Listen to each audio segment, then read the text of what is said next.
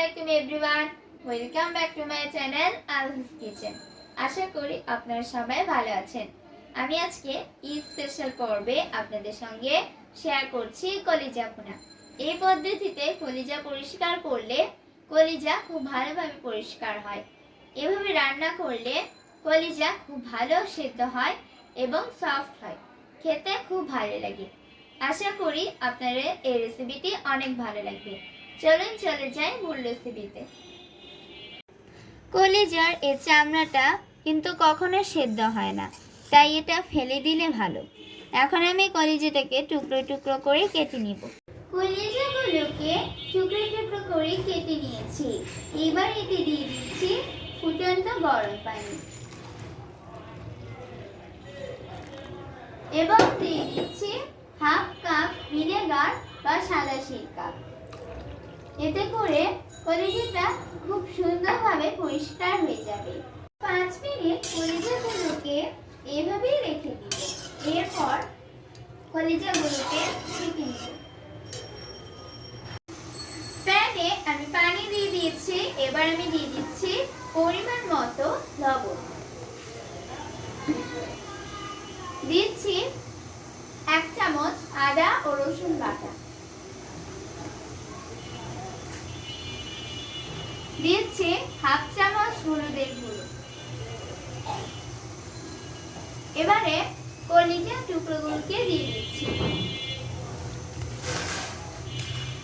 এখন আমি কলিজাগুলোকে সেদ্ধ করে নিব।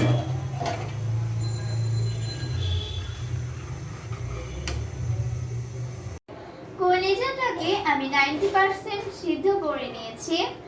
এখন আমি কলিজাটাকে ছেঁকে নিব, কিন্তু আমি পানিটা ফেলবো না, কারণ পানিটা পরবর্তীতে আমি ব্যবহার করব। একটি প্যানে তেল গরম করে নিয়েছি। এখন দিয়ে দিচ্ছি পেঁয়াজ কুচি। পেঁয়াজটাকে আমি হালকা ভেজে নিব। এখানে আমি স্টার এনিস, 1 টুকরো জয়িত্রী, 2টা বড় এলাচ, 6-7টা ছোট এলাচ এবং দারচিনি, লবঙ্গ, তেজপাতা নিয়ে নিয়েছি। সাথে গোলমরিচও আছে। এখন সবগুলো পেঁয়াজের সাথে দিয়ে দিচ্ছি।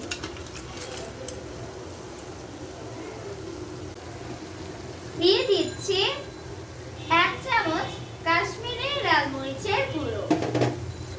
এই লাল মরিচে কোনো রকম ঝাল হবে না, শুধু একটা সুন্দর কালার হবে। এখন দিয়ে দিচ্ছি 1 টেবিল চামচ মরিচের গুঁড়ো, দিচ্ছি 1 টেবিল চামচ আদা ও রসুন বাটা, দিচ্ছি 1 টেবিল চামচ পেঁয়াজ,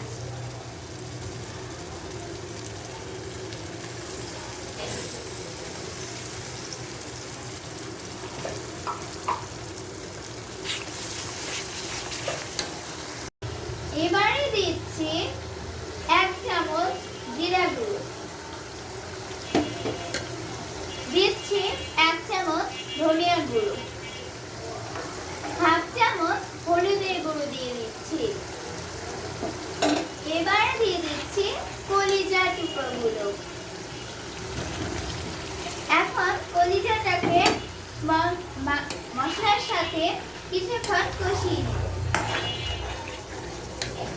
কষানো হয়ে গিয়েছে। এবারে আমি দিয়ে দিব কলিজা সেদ্ধ করার পানিটা।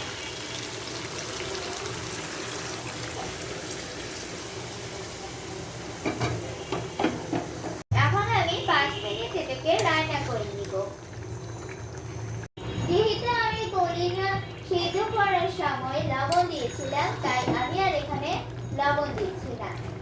তো তৈরি হয়ে গিয়েছে এটা। এখন আমি চুলাটাকে বন্ধ করে দিব। তৈরি হয়ে গিয়েছে কলিজা ভুনা।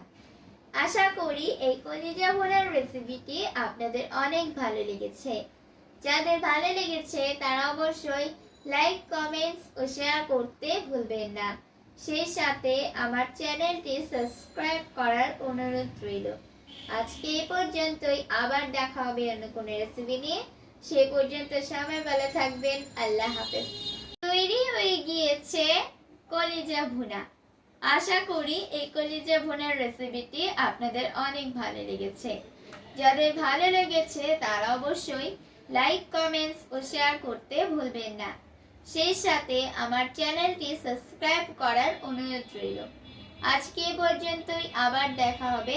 সে পর্যন্ত সবাই ভালো থাকবেন। আল্লাহ হাফেজ।